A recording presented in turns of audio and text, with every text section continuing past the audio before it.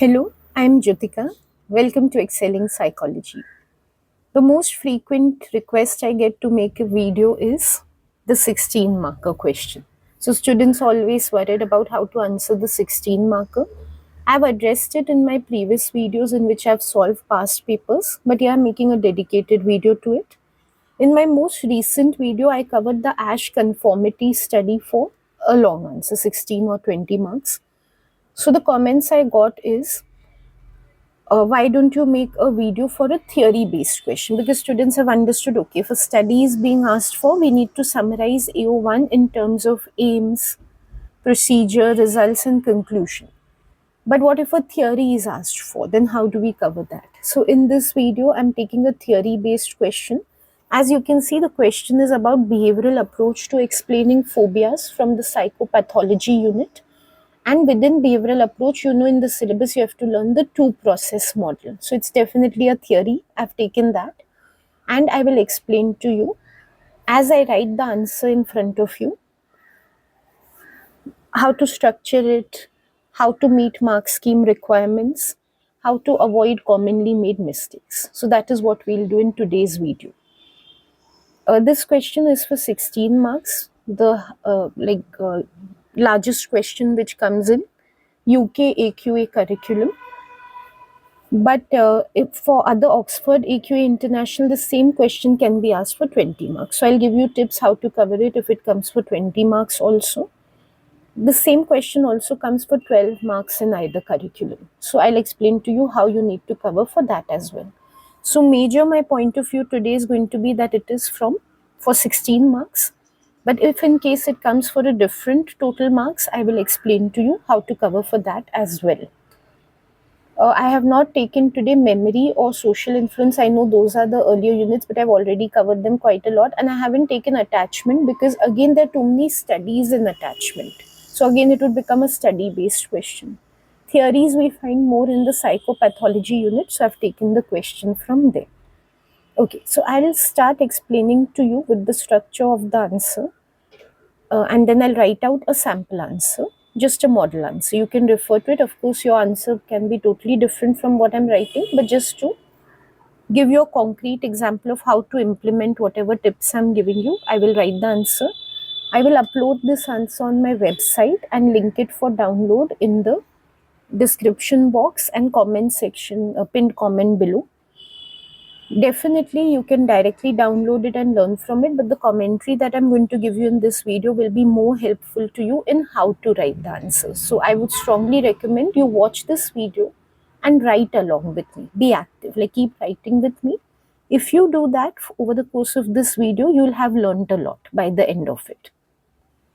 The same question can be phrased a little differently. The command term, instead of outline and evaluate, it could be discuss the behavioral approach to explaining phobias. Regardless, you have to write the answer in the same way that I'm writing here. When a 16 marker is asked, AO1, that is description, is worth 6 marks, and AO3, that is evaluation, is worth 10 marks. Sometimes you have that application type of question in which a scenario is given and that is worth 16 marks. So you have AO1 for 4 marks, AO2 for 4 marks, and AO3 for 8 marks. If you would like me to cover an answer of that nature, let me know in the comments box below. Right now I've taken a very simple direct type of question which has only AO1 and AO3. Now AO1, as you know, is description. First I'll just tell you I'll give you some broad guidance on how you should cover it. Of course, details I'll get into when I'm writing the answer. Broad guidance for AO1 is just write it in a single paragraph. Or at the most, like you can break it down to 2 paragraphs because it's the 2 process model. Maybe one you want to take on classical conditioning, second on operant, that's fine. But generally, I recommend taking a single paragraph. The examiner knows that AO1 is right here. If you look at the mark scheme requirements, mainly they look out for thorough details. Explicit knowledge should be there, understanding should be there. Knowledge, like understanding, is inherent in that, which means that one, they don't want you to just jot down like bullet points factually just giving the name of who gave the theory, and one line definitions of each. For example, in this answer I'm going to cover classical conditioning. So if I just give what is UCS, what is CS, what is UCR, and I don't link any of it, I just give it as if I've learned each definition and sub definition, that doesn't count for knowledge. It just counts for information. When I explain how these are related, especially if I use examples and explain what is the connection between them and ultimately how they link to phobia, then I'm showing my knowledge or my understanding of the theory. That is what is expected here. So don't treat the content that you have learned in a piecemeal fashion, that I just need to give these terms. So literally I'll count these terms I had to give in two process model. Let me write one line on each. Let me give one definition of phobia. That's not how you're expected to do it. That is very obvious rote learning, which they are not looking out for. They're looking out for your understanding of the material. More about this I'll demonstrate. Also, when they say details, they mean it. So when you're explaining classical conditioning, if you're explaining it without any reference to unconditioned stimulus, conditioned stimulus, like those very key terms which are there in classical conditioning. Say you're just giving a very broad example from the Little Albert study or something and saying that's how phobia is acquired. That's not detailed knowledge. That's very limited knowledge. You have not explained the full process. Every component of the process you're not explaining. So you have to bring about every component to show that you know the details. That is important. And as you do that, you will realize that you cover good terminology as well. Terminology is one more important requirement, as they call it in the AQA curriculum, specialist terminology. So specialist terminology just meaning that you use terms which are specific to that theory. Firstly, you don't use casual language, you use psychological language. I've addressed this in my previous videos in detail. You can watch those. Secondly, you write terms which are specific to classical conditioning when you're talking about classical conditioning, not just repeatedly talking about behavior, which is general to the behavioral approach. Classical conditioning is within behavioral approach. What is specific to classical conditioning? Those terms you need to bring out. So again, conditioned stimulus, unconditioned stimulus, those terms should be there in your answer. That's expected. Many students say, I understood the material well and I explained in my own words. But when there is a mark scheme requirement which is explicitly telling you specialist terminology, then how can they give you marks if you haven't used that terminology? That's why you need to be exam smart. No doubt you need to know the content very well. But just assuming that reading, rereading the textbook and knowing the content will help you write a good answer, no.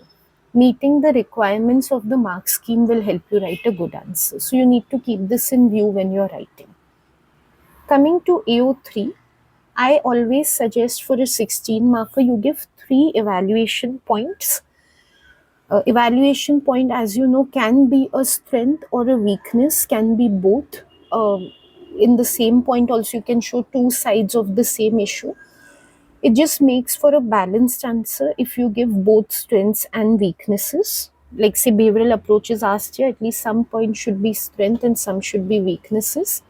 If you are one-sided, like many students give only weaknesses, they know the critical points very well, criticism type of points. No doubt you can do that. There's no restriction that you can't give all weaknesses, but it doesn't show a very balanced perspective in my opinion. So my preference is for AO3 evaluation, you give as many paragraphs as you're giving points. So I would give 3 paragraphs. In my previous videos, I have explained the depth versus breadth approach a lot. When you write more than 3 paragraphs, that is, say you take 5, 6, 7 evaluation points because you've referenced a lot of sources. So for behavioral approach, you know lots of different strengths and weaknesses. What happens in that process is inevitably you will sacrifice depth for breadth. You cannot cover so much in detail. Like I have not come across any student yet who's covering 6, 7 evaluation points in great detail. They just touch upon the points. When they write 6, 7 evaluation, each point is just like 2 to 3 sentences. There's no thorough explanation in those points. and that is not effective. You are expected to give a detailed evaluation which gives your understanding. And when they say detailed evaluation, they mean every evaluation point should be detailed, not that in total there should be a huge count of evaluation points.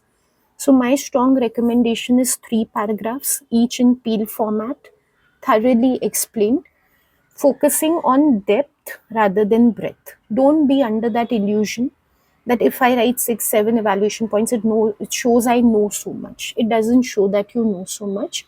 What shows you know so much is when you write a point thoroughly. That's where you show your knowledge, your knowing, or your understanding.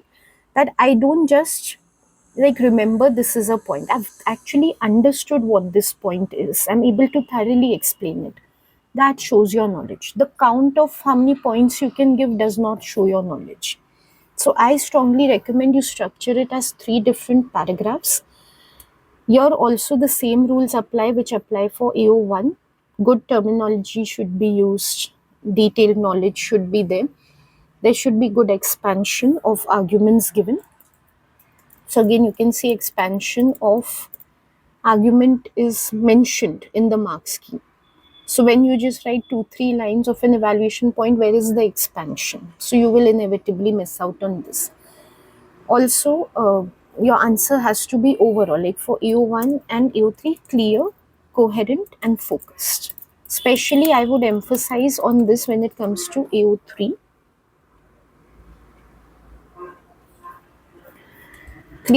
Clarity, coherence, focus is very important. AO3, many students don't give it. Like AO1, they learn very well because more or less they memorize exactly as given in the textbook. Weaknesses start coming up when the AO3 points are given. So clarity, coherence, focus is very important because in AO3, giving irrelevant points is a strong tendency. Like for this example, I can tell you many students will give treatment related points. Though they have explicitly asked for explanation of phobias, students will give points from systematic desensitization. If you're giving it in terms of it's an application of the behavioral explanation, yes, that's a good point. You can say that systematic desensitization is based on this explanation. But they don't mention that. They don't say that it's an application of this theory. They just start explaining systematic desensitization in one of the evaluation points without any context for why it's being included. And they go into the absolute nitty gritties of systematic desensitization. So it seems highly irrelevant. Where's the focus? Where is the clarity when you're just introducing anything which appears to be random into the answer? So make sure whatever you're writing is logical, one point is following from the other, and always, no matter what you're writing, AO1 or AO3, it's directly addressing the topic which is given. You can never stray away from the topic. So these are some general guidelines you must have in mind before writing the answer. Many students have a misconception that AO1 and AO3 have equal weightage in a 16 marker. I hope now it's clear to you AO3 has more weightage than AO1. Keep that in mind when you're learning, when you're practicing for your exams. Make sure AO3 is very strong for you because many students AO3 is very weak, AO1 is strong, they've learned it properly from the textbook. So majority marks are for AO3. That's why they score very poorly on the 16 marker. Now, if you're writing the same answer for 20 marks instead of 3 paragraphs for evaluation, I would recommend expanding it to 4 paragraphs. AO1 you can write in the same way that I'm writing in this video, even if you're writing for 20 marks, because as you can see, there's no requirement that your answer should be long to get marks. So you'll feel for 20 marks, I should write something more in AO1. Length is not a requirement to give marks. So regardless of this introduction which I'm going to give AO1, whether you're going to give it for 16, 12 or 20 marker, as long as it's detailed, has specialist terminology and all, you're going to get marks for it. So you can retain this in the same way. AO3, just add one more evaluation point. Just like here I'm going to add 3. I'll give you suggestions when I write. For 12 marker, reduce one evaluation point. Instead of 3 paragraphs, give 2 evaluation points in details. Because for a 12 marker, AO1 is 4 marks and AO3 is 8 marks. So you can condense one evaluation point. Roughly we take one evaluation point is worth 4 marks. So you can reduce on that. AO1 still I will say keep it the same way, because you need to thoroughly explain and in detail what the two process model is. Okay, now I'm starting to write the answer. You need not give any introduction or conclusion for these type of answers. You can straight away begin with the AO1 content. So directly I'll begin with what the two process model is. I do remember the name of the researcher who's given the model. If you don't, it's not mandatory that you remember, but if you do mention, it's good. So we can say Maurer proposed the two process model of development of phobias.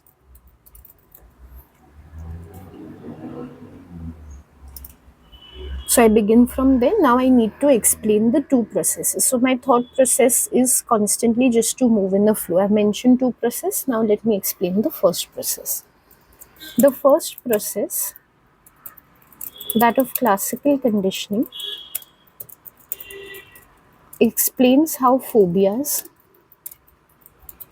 are first acquired. Now here you can see I've already started using terminology, classical conditioning.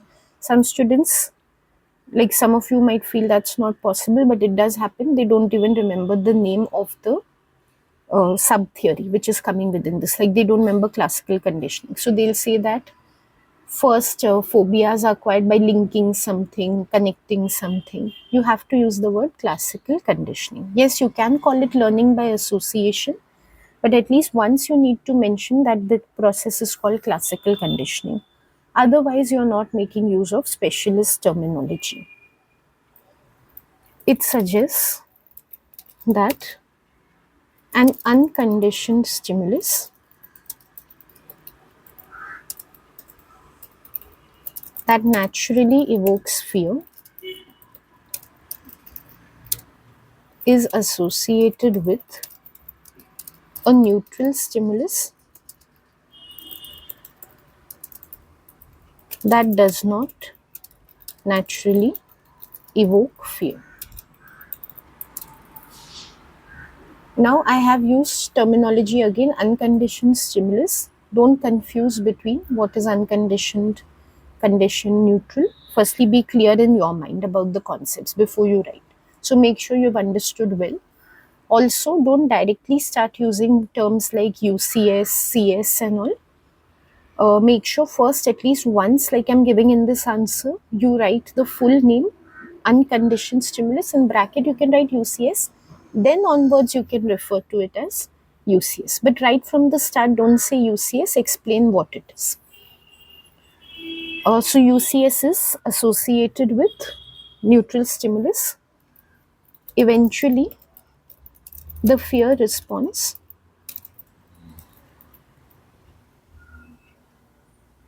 that is the unconditioned response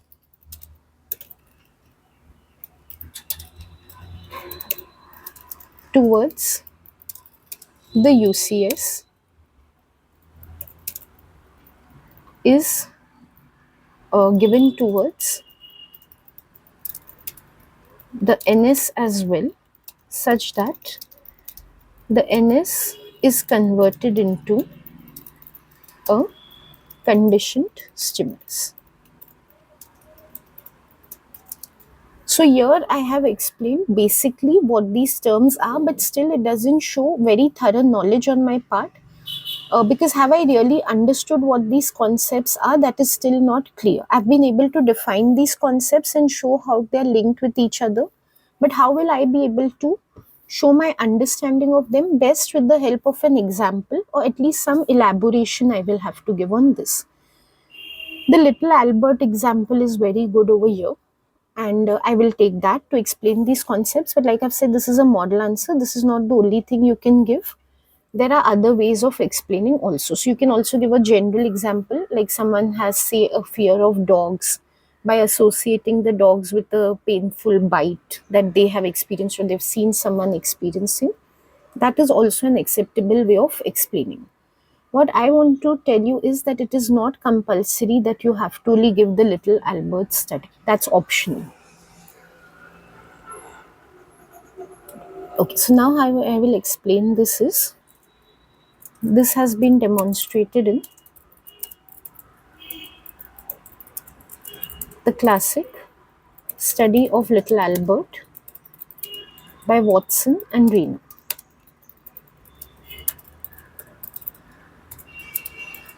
Albert was a 9-month-old infant,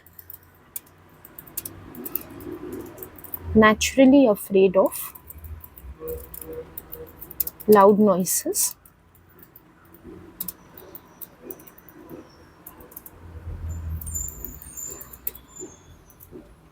Researchers Watson and Rayner conducted a procedure with him such that they kept making a loud noise while presenting a white rat to him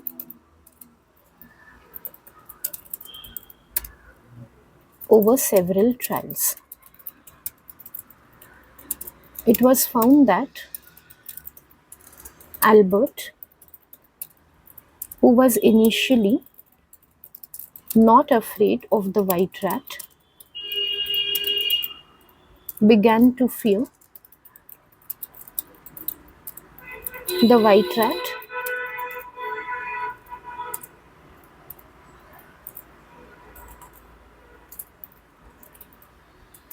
by the end of the procedure. It was said that Albert had become classically conditioned into developing a phobia of white rats.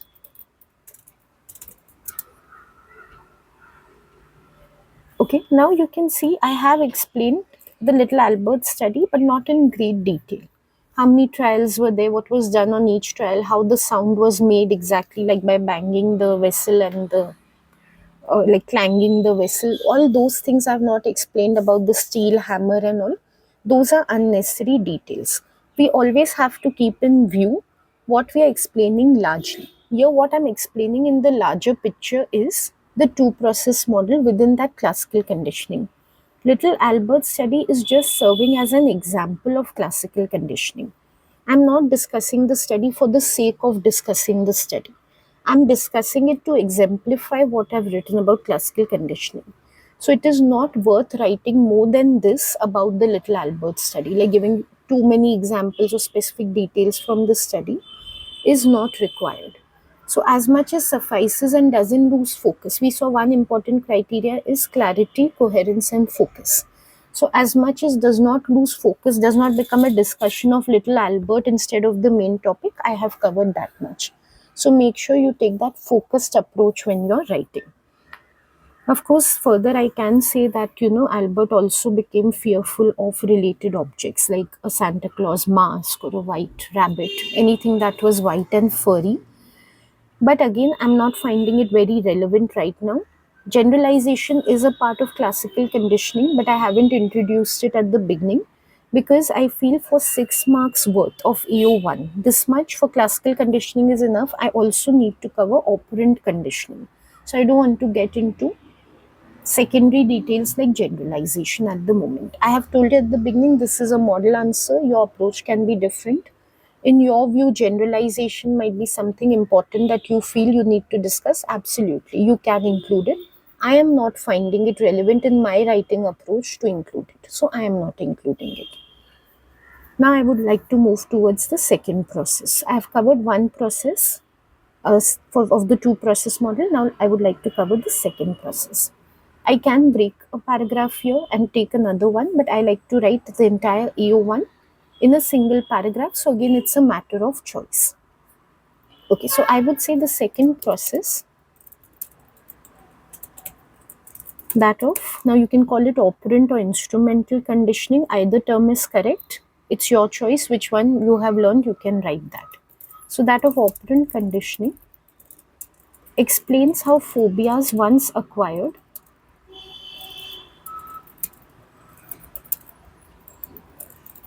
are maintained in the long run. Here it's very important to use the term negative reinforcement, that's the specialist terminology here, and to again explain what negative reinforcement is using good terms. Also to use terms like avoidance behavior, that is also specialist terminology related to operant conditioning. So it proposes that once a phobia is acquired, avoidance behavior is shown towards the feared stimulus. Now here I'll explain this with an example because it is very jargonish. So to show that I understand what this means concretely, I'll give an example. For example, if a child has developed phobia of a white rat, it will do its best to avoid the white rat, or I can say avoid encountering the white rat. This avoidance proves to be negatively reinforcing. Now I need to explain what is negative reinforcement. Again, I could have given a general definition of reinforcement and shown the distinction between positive and negative reinforcement. But again, would that be focused? That is the question. Am I explaining these concepts for their own sake? Am I trying to show my knowledge of what reinforcement is, what types of reinforcement are? Or am I trying to explain the two process model? As of now, I'm trying to explain the two process model. So straying away into unnecessary details which don't really link back to the two process model, I would avoid giving that. Helps me to keep the answer precise also. Otherwise, the answer will become unnecessarily lengthy. So I will just explain what negative reinforcement is, that also in the context of phobia, not beyond that, because I need to be focused. So now negative reinforcement, what it is here, I need to say that is the avoidance helps encountering a an unpleasant experience of having to face a white rat, which provokes great anxiety, and this proves to be indirectly rewarding to the child. Okay, so that is what I can explain for operant conditioning. So now I have completed writing the AO1 paragraph. What I want you to see is, in this paragraph, like I'll give you a quick revision how I have met mark scheme requirements. I have used good terminology, like even the sub theories I've named correctly: classical conditioning, operant conditioning.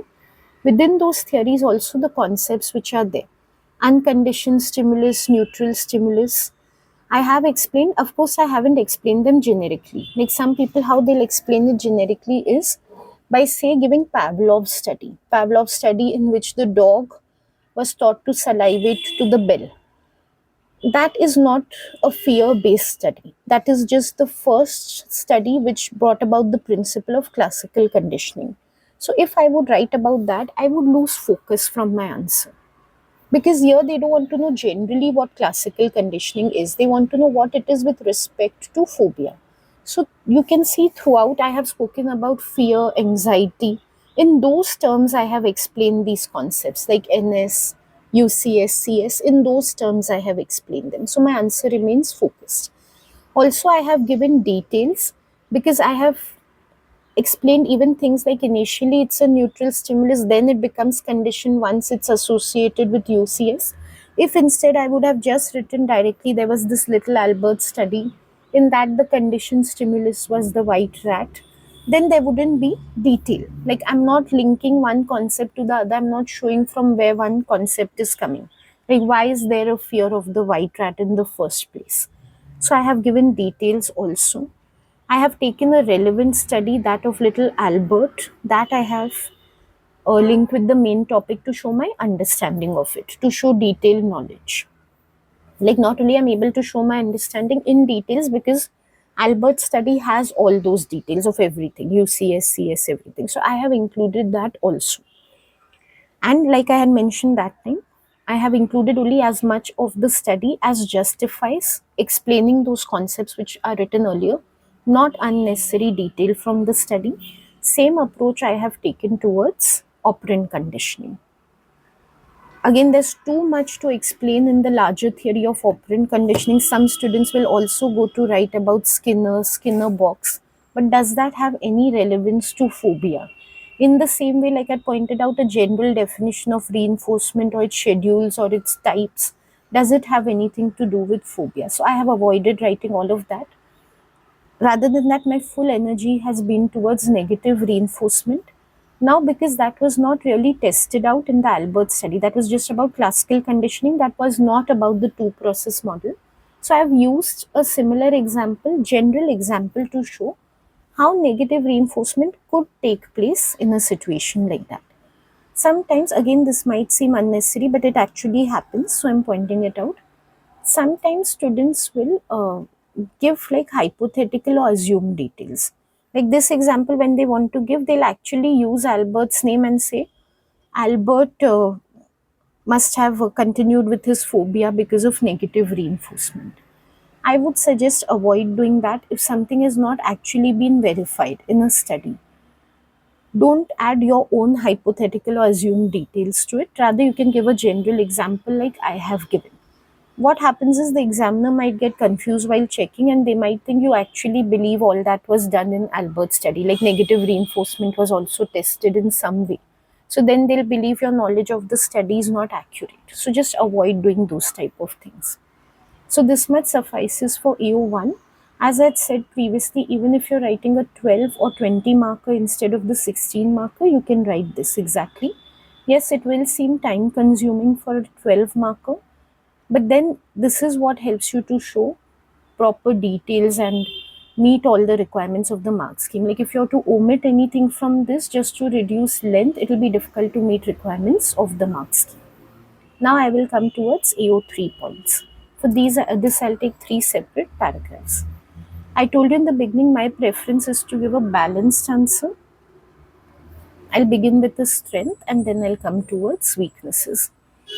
As far as the two process model is concerned, first I'll just brainstorm a few strengths in front of you, what all possibilities are there, like what all you can take within this. You can talk about application, that's a very strong point, how this theory has lent to applications like systematic desensitization or flooding, which are today the most promising theories for dealing with phobia, most prominent CBT theories. Definitely that's a very big strength. Just don't lose focus if you're writing about those things. Other strengths which you can give are that definitely it helps to show the nurture side of development of phobias. Otherwise, genetic or biological theories are heavily focused on nature. So this helps to show how phobias can be acquired as well. In fact, when these theories came, they were quite revolutionary, because before these theories all assumptions used to be about biological, like phobias are biological, that was the assumption. Another strength you can give is, which always applies to all behavioral theories, like you can keep this mind for your behavioral or learning approach when you do the approaches. They are very scientific, they are meant to be scientific, so they really lend themselves to testing. Like when it comes to the little Albert study, if you see the way they have manipulated the association between the sound and the white rat. All that is made possible, that experimentation is made possible because they really break down the process into components, and then those components can be verified by associating them, for example. So it's highly scientific in nature, which makes these theories very valid. The behavioral approach is very scientific in nature. Let me just think other possible strengths.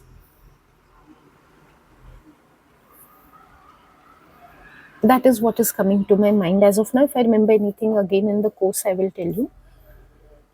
Coming to weaknesses of this behavioral approach, definitely it is reductionist, like drawing from the point which I just gave, that it does not support nature at all. That means it's just giving one side or partial account of how phobias develop. It would be wrong to assume that biology is playing no role in the development of phobias. So, a more holistic approach would be the one which would account for genetic predisposition also, plus any acquisition which is taking place. So that we can take as reductionism versus holism. That's a very strong point. Now, if we want to write a point on reductionism, always keep in mind, like before you write it, be sure you can explain the other side. If you're going to give something very generic, like genes also play a role, but you're not going to name which genes play a role in phobia, you don't remember what is the biology behind phobia, then it is best to avoid giving such points, because it's serving no purpose. Like it will be taken as generic. You won't be able to explain in detail. Another weakness, you can focus on the little Albert study, particularly like how you can read into the weakness is. In general, the studies which have been conducted have been like case studies. And one example is the little Albert study. It's very difficult to generalize. Again, be ready to give specific points for whichever evaluation you give. Like in the case of little Albert study, why it might not be generalizable, Albert Watson himself had described that was a emotionally less responsive child.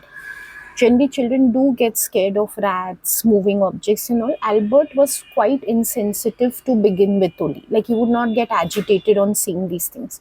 That's quite rare for a child. So he seems to be an unusual case.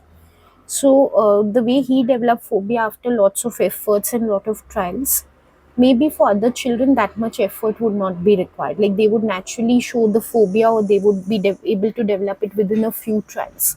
So you need to, like, if you're taking a point on generalizability is poor, for that matter, any point you're taking, can you really bring about the reasoning behind why generalizability would be difficult from little Albert's study? Then only take it up, otherwise avoid taking it. Like if you're just going to say it's a single child, that's why it's not generalizable, that's not an effective point. You have to be able to explain further.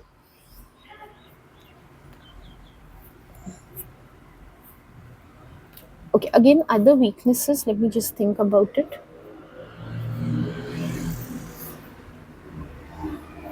Okay, as of now, nothing is coming to my mind. In the course of writing, if I can think of any point, I will explain to you immediately. Also, keep in mind these general points which I have given you, because like I said, if you're writing for 20 mark, you will need more than what I'm writing here. So what I've told you orally, you could take up one of those points as your fourth point. Yeah, something else is also coming to my mind, although it's reductionism only. When I explained reductionism, I just took the example of biological explanation, not necessary. You can take up some other explanation also to show why this one is reductionist. For example, you might have learned about the DiNardo study that's given in many books. How people can acquire a phobia of dogs just by imagining negative possible consequences, like without having any real experience that's bad with a dog. So that kind of questions the validity of this explanation also, that despite not having undergone any association, how come people are getting scared of dogs? So you can give it as an alternate explanation which questions the validity also, or you can take it as reductionism, that this one does not account for cognitive explanations. If you choose to take, just one last thing before I write, if you choose to take little Albert ethics as a weakness, because for many students that comes in mind, that the child was made to undergo trauma. In that case, also keep in mind how you present it is very important. It should have relevance to two process model. So if you're trying to say that lots of research done in this area has been unethical, caused trauma to participants, yes, that's correct. But if you're going to evaluate little Albert study, like just for the sake of it, you'll keep on giving points on little Albert, it should not appear as if your full focus has shifted totally to little Albert study from the two process model. So just keep that in mind when you are explaining. Okay, so now I'll start with the first point. I would like to give a strength first. I'll give the strength of treatment. That's a very strong strength. And when I give that, I will explain to you what I mean by keeping it linked to the explanation. Following the peel format, if you want to know more about it, please watch my previous videos. Right now, I'll just show you how I'm following it. I'll give my point first. One strength of the behavioral approach is that it has resulted in the development of behavioral therapies of phobia that have been found to be highly successful in treatment. For example, the famous systematic desensitization therapy based on classical conditioning presented by Volpe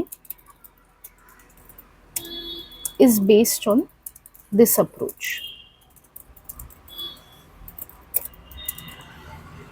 Okay, so I want you to see how I'm keeping on linking back to the explanation by specifying which concepts from the explanation have come to use to develop this therapy.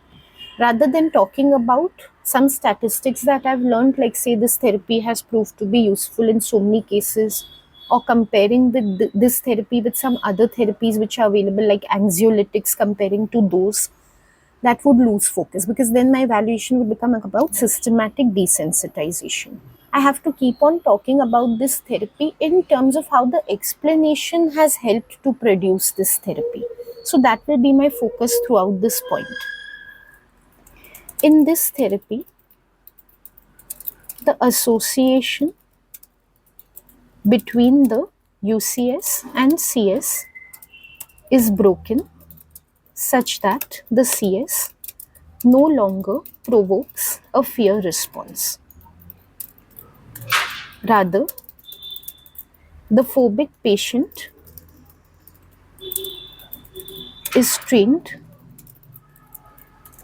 to associate the CS with a UCS that naturally evokes relaxation and calm. Then the response of relaxation given to the UCS is given to the CS as well after training, breaking or putting an end to the phobia. Again, I can give a simple example to just explain this. For example, if a child has associated a white rat with a loud noise, they can now be taught in systematic desensitization to associate the white rat with muscle relaxation or deep breathing,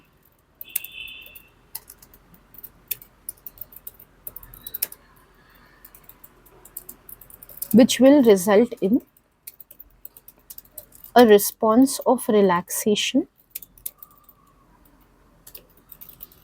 towards the white rat as well. Okay, so here now I'll just explain this point to you. You can see I've given it in detail, and now you'll be able to also see why 3 points are enough, because every point is going to be detailed in my answer. Like I told you, my focus is entirely on connecting how the explanation has resulted in the therapy for systematic desensitization, rather than talking about the reciprocal inhibition or the hierarchy or anything which is then systematic desensitization. That is not relevant here. What is relevant is basically how classical conditioning principle has been used, how behavioral approach has been used to develop this therapy. So that is what I meant by when I told you whenever you give a point, it should be focused. This is how it remains focused. If you're not able to explain it this way, then avoid taking this point. You have so many options, take another point. That's why when you collect so many strengths and weaknesses from different sources, say you've undergone 10 textbooks or 10 types of notes and you've made this huge collection. Students show me they've made this collection of strengths and weaknesses for every point. That's very good, but depends on how you approach it. If you approach it that I need to write all of this in my answer to show I know a lot of evaluation, that's not good. But if you take it to decide, okay, which of these points I can explain best, so let me select 3 points from here which in my 16 marker I will be able to explain in full detail, then it's very useful to collect all those strengths and weaknesses. If you will be able to explain like this, how I have explained here, then take up this point, otherwise substitute it with some other strength which you have learned about. Okay, also I followed the peel format because I've given the point, this is the strength, then I have elaborated by linking it to systematic desensitization, then I've further elaborated or explained why it is a strength by showing how exactly behavioral approach has helped in development of this treatment. And of course, I have linked back by saying that this is how ultimately relaxation will be reached or the phobia will be erased. Now, I'd like to take a weakness. The reductionism weakness that I was talking about earlier, I'd like to demonstrate how you can take that up. If I take it that it is reductionist because it does not focus on the role of nature or biological explanations. One weakness of this approach is that it is reductionist. So again, I've named the point first, because it does not account for the contribution of nature towards phobias. It has been well established in genetic research that inheriting a de novo mutation can increase predisposition towards developing anxiety disorders like phobias. Okay, what I had told you earlier, if you're taking genetics as a point, you need to be able to point out specific genes which are contributing to the disorder. If I don't talk about the de novo mutation and lead it to the candidate gene, then I'm giving a very general point. Like if I just say genes also contribute, that is something I can write for any disorder, phobia, depression, OCD. In all cases, genes also contribute.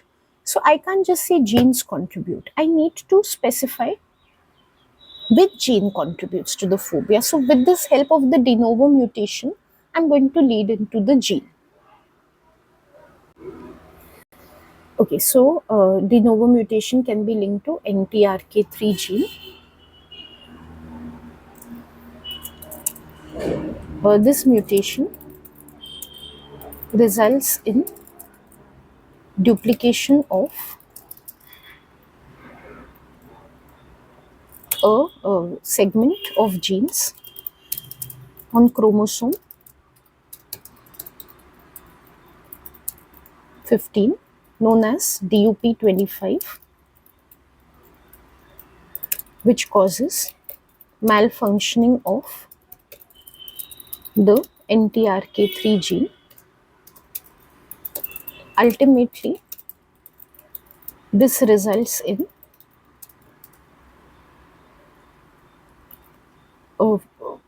malfunctioning of NT3 neurotropin receptors,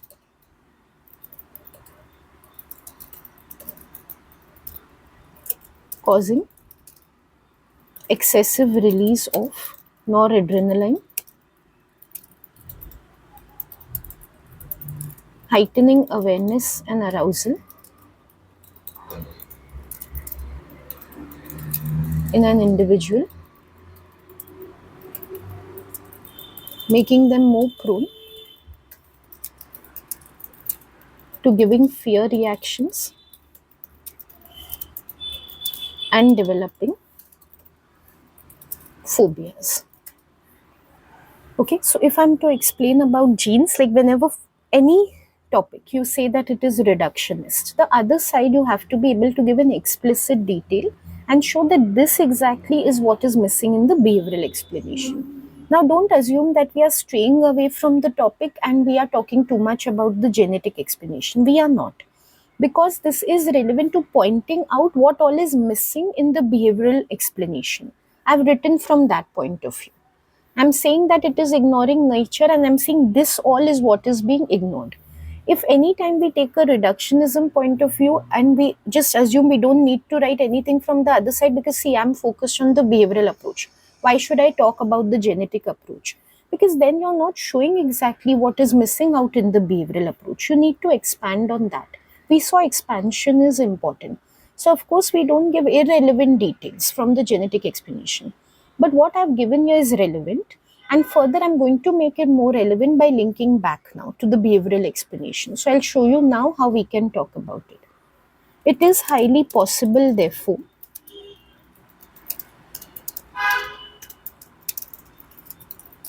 that having a predisposition towards phobia by inheriting the de novo mutation, when an individual is exposed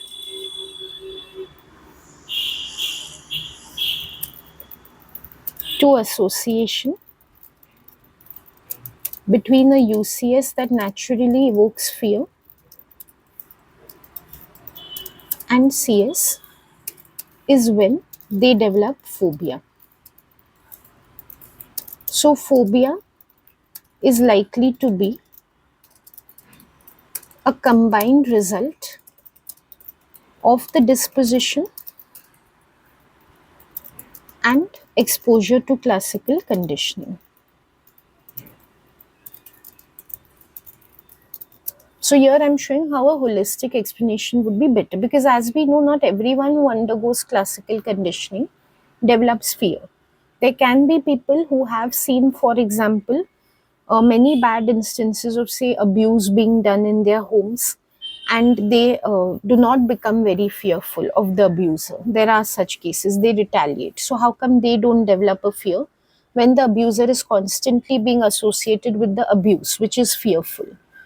This can be the reason, because they don't have a genetic predisposition. So somewhere first that underlying predisposition is there, which gets combined with the classical conditioning process, and then the person develops fear. This would be a more complete explanation that takes into account nature and nurture. So we need to explain this way. Again, if this point is difficult for you to explain, you can definitely omit this and take some other point instead. You have a lot of options. That is basic. I just want you to focus on how I'm writing the points, not that you have to write these points and worry about whether you'll be able to write them or not. Just see the approach of writing them. Like I had said before, for the reductionism point, you can take the cognitive explanation instead of genetic. Then it won't be about nature versus nurture. Then it will be just about, without association, also how fears can develop just by thinking. One point I'll give from Little Albert's study also. Like I said, you can use the study as an example in terms of strength or weakness. I would take a strength when it comes to the Albert study instead of taking the weakness of generalizability or ethics. So one strength is that research into the behavioral approach has been highly scientific, lending validity to the explanation. For example, the study on Little Albert described above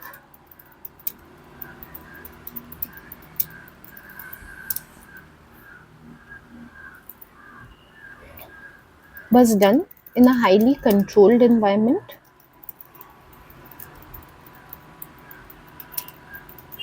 with manipulation of key variables by the researchers. Now, one thing I want you to notice within evaluation also, how I'm using specialist terminology. I'm using terms like controls and manipulation. That is good terminology. Besides that, I also want you to see how I'm not going to leave any point generic, I am going to make it specific. So when I say manipulation is done in Watson study, I have to say exactly of what. And when I say control has been maintained, what factors have been controlled. So further I will explain that. That is,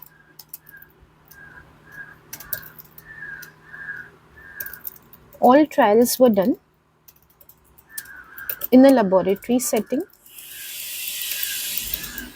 where it was ensured that only the loud noise created by researchers and no other variables such as how agitated the rat was or presence of other fearful stimuli in the environment could cause induction of phobia in Albert. Okay, so in real life, if I get scared of a rat, can be because the rat is very violent or agitated, like it's something about the rat which is making me scared of it. Here, the researchers made sure that was not the case. The rat was very friendly and passive. So they can be sure it's because of the loud noise that Albert is scared and not because of the rat or for that matter, any other factor. So there's been very good control in their environment. Besides that, more importantly, they manipulated the presentation of the loud noise, that's the UCS, just immediately after the presentation of the rat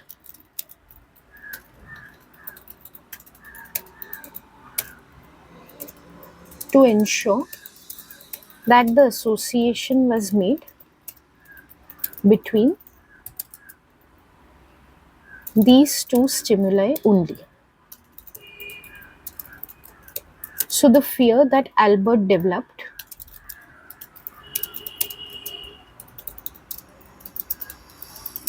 could be confidently attributed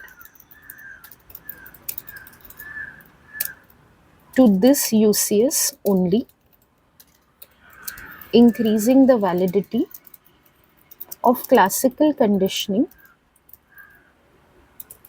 being the reason for acquisition of phobias. Okay, so make sure you can explain the little Albert study in this context and keep it as an example of other types of research which have been done in the area. The strength is that the two process model is supported by scientific studies. Again, we are not evaluating little Albert study for its own sake. We are evaluating it to show the strength of the two process model, to show that classical conditioning is an accurate explanation of why these type of phobias develop. Now, one thing you will notice is that in my elaboration, that evaluation, like AO3, I haven't really spoken about negative reinforcement, the other process. Operant conditioning, I have not evaluated at all. You can evaluate that as well. You can talk about how negative reinforcement is prevented in exposure therapy. So you can link it to the behavioral therapy of exposure as a strength.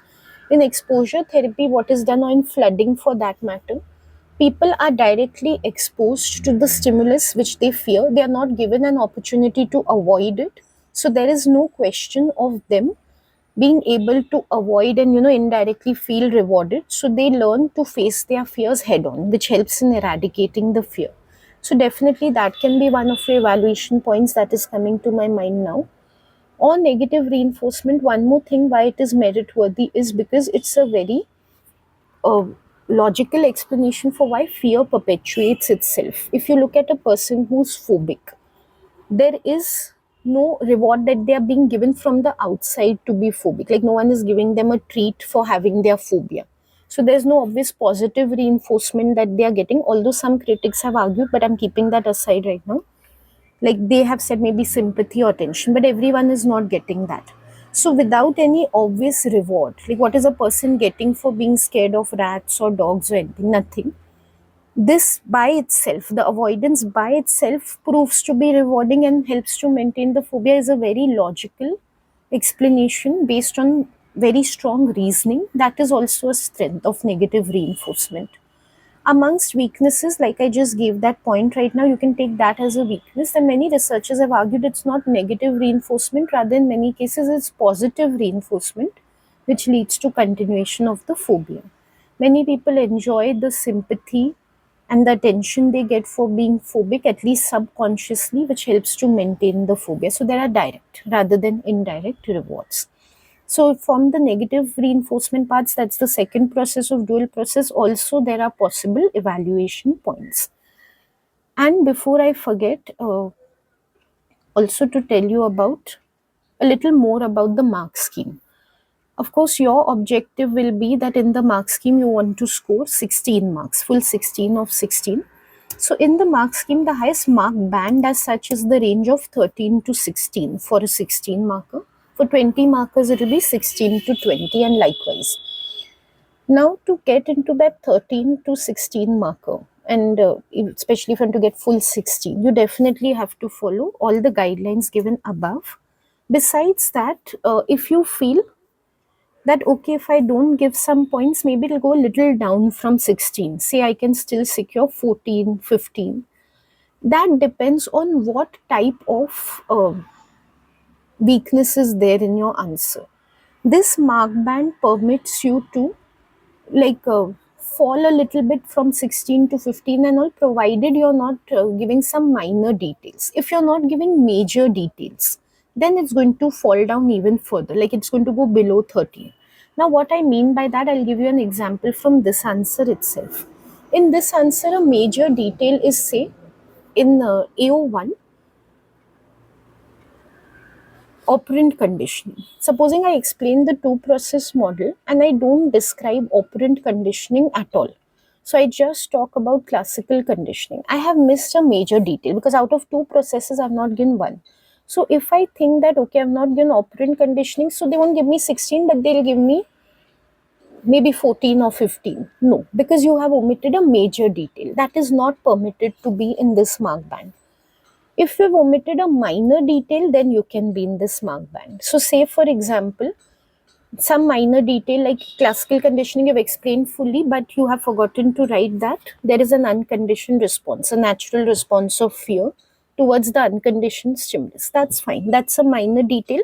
Yes, you will lose marks for it, but you won't slip off from the mark band completely. Or like I said, a detailing morer, in fact, for that you will not lose any marks. If you have not written, still you can get full 16 marks. So when you feel that I've skipped some points, so I lose marks, don't literally count the points and assume how many marks you will lose. Every point has its own weightage. So for missing this type of a point, you might lose too many marks. For missing that type of a point, you might lose very less marks. So you need to keep that in mind. So the way of finding out how much you will lose, first of all, don't aim to lose at all. Make sure you write perfect answers in your practice. But to find out how much you can lose, consider how important that point is to the topic. Don't consider how many points are there. Uh, Also, same thing example, I'll give you an evaluation.